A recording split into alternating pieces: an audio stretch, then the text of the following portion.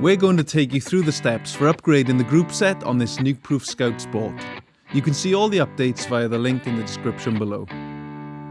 For this job you're going to need a 2, 2.5, 4, 5 and an 8mm Allen key, anti-seize paste, bottom bracket cup spanner, cable crimps, cable cutters, cassette removal tool, a chain breaker, chain whip pliers, mallet, split link pliers, a SRAM power link, a SRAM B-gap adjustment tool and a T25 Torx key. So let's get started by removing the chain. Now remove the crank using an 8mm Allen key on the non-drive side. Remove the spacer from the non-drive side crank axle. Now remove the preload spacer. Using a rubber mallet, strike the axle and remove. Now it's time to remove the bottom bracket. Using the bottom bracket removal tool, undo the non-drive side bottom bracket cup. Remove the drive side bottom bracket cup, remembering it's got left-hand threads. Okay, now time to fit the new SRAM dub bottom bracket. Apply anti-seize paste onto the threads and the bottom bracket shell. Just so you know, the 73mm BB shell needs no spacers on the Nukeproof Scout. Screw in the drive side bottom bracket cup, making sure you rotate towards the back of the bike because it's got left-hand threads. Now add anti-seize to the other bottom bracket cup. Screw in the non-drive side bottom bracket cup. Now tighten with the bottom bracket tool. Fit the bigger of the two external spacers to the drive side bottom bracket cup. Apply grease to the crank axle. Now ensure the preload spacer is tight to the crank arm and insert the crank axle through the non-drive side bottom bracket cup. Attach the drive side crank arm to the axle. Now tighten fully using an 8mm Allen key. We tighten these bolts to the recommended torque too. There will be lateral movement with the cranks, so push the drive side crank as far as it'll go. Tighten the preload spacer by hand to remove any lateral movement. Lock the preload spacer with a 2mm Allen key. Now spin the cranks and check they turn freely. It's time to remove the cassette. First thing you need to do is lock the chain whip onto the cassette. Insert the cassette removal tool. Now hold the chain whip tight and turn the cassette removal tool anti-clockwise.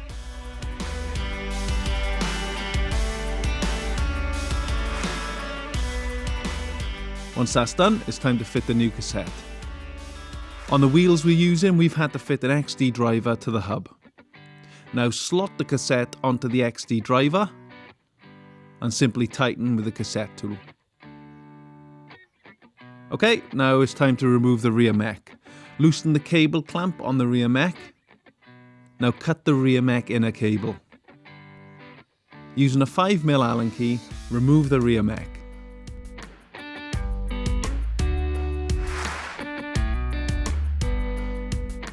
Bolt on the new rear mack using a 5mm Allen key. Right, let's add a new shifter. To do that, we need to remove the grips using a 2.5mm Allen key. Remove the brake lever using a 5mm Allen key. Now take off the shifter lever with a 4mm Allen key. Loosen the gear shifter. Now remove the inner cable by holding the outer and pulling the cable through. Okay, let's add the new shifter. Fit the bar mount to the shifter for adding to the bar using a T25 Torx key. Insert the cable inner into the cable outer and feed the inner cable through. Lock the rear derailleur out. Now insert the cable into the rear derailleur and feed it through until it comes past the cable clamp. Loosen the cable clamp with a 4mm Allen key. Now feed the cable through the guide on the derailleur and tighten the cable clamp. Trim your cable to your desired length. Let's add the new chain. Feed it through the seat stay, then feed through the rear derailleur to the right of the upper jockey wheel, then down through the left of the bottom jockey wheel. Once that's done, it's time to shorten the chain. To get the right length, unlock the rear mack and work out where you're going to break the chain. Break the chain using the chain breaker tool. Lock the rear mack. Now attach the power link, remembering it's directional, so attach it the right way using the master link pliers. Unlock the rear mack and you're done. Okay, the final bit is setting the gears. So the first thing you need to do is screw in your high limit screws halfway. Move the shifter to the last gear, which is the hardest gear. Then while pedaling, unscrew the limit screw until it shifts to the smallest cog without clicking. Now, screw in your low limit screws halfway, move the shifter to the top gear, then while pedaling, unscrew the limit screw until it shifts to the largest cog without clicking. Let's set the cable tension now. So change down to the last gear, loosen the cable clamp, and pull through any excess cable.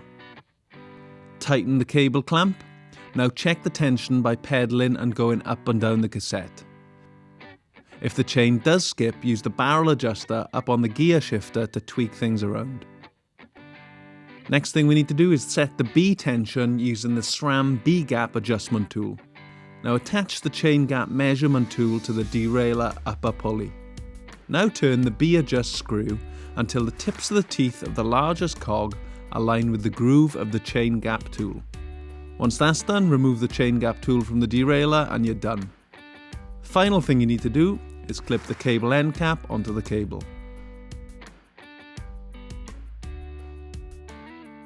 So there you go, that's how we fitted this SRAM GX Eagle group set onto our Nukeproof Scout Sport.